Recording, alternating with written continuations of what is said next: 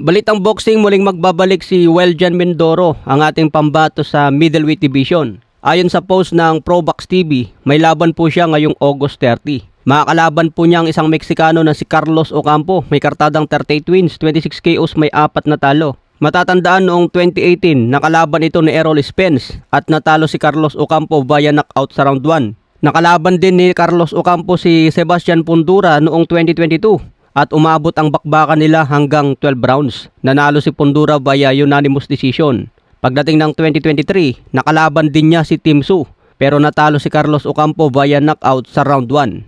Ibig sabihin mga boss, batak sa experience itong si Carlos Ocampo. Ibig sabihin nito, mapapalaban ng gusto si Weljan Mindoro. Si Weljan Mindoro may kartada ngayon na 17 wins, 16 KOs, wala pang talo.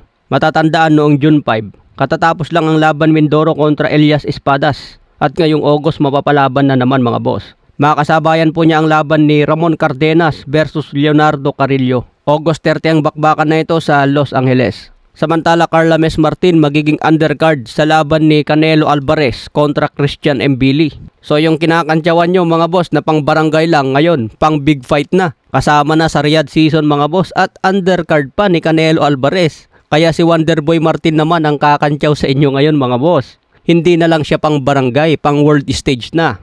Kaya abangan po natin ang laban niya kay David Picasso at sana manalo siya dito mga boss. Dahil kung matalo si Wonderboy dito, ibabash na naman siya ng mga fans ni Cuadro Alas.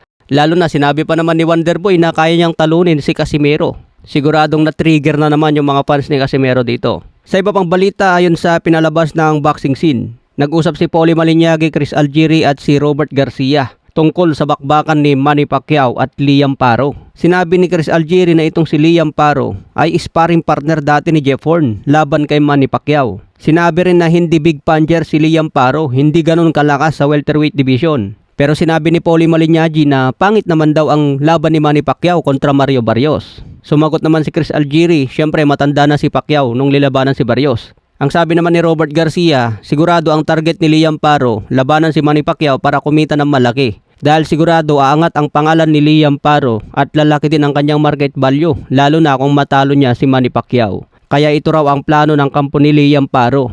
Gagawing pagkain si Manny Pacquiao para lumaki ang pangalan, bago makipag-unification sa ibang champion. Tingin ko mga boss, hindi pagkain si Manny Pacquiao dito. Dahil kung maganda ang kanyang kondisyon, baka si Manny Pacquiao pa ang mang-agaw ng titulo laban sa batang champion. Kaya sana palagan ito ni Pacquiao mga boss. Ang problema nga lang kasi, demand ni Liam Paro, dadayo si Pacquiao sa Australia. Hindi malayong dadayain ulit si Manny Pacquiao dyan mga boss. Kaya abangan natin ang next update tungkol dyan.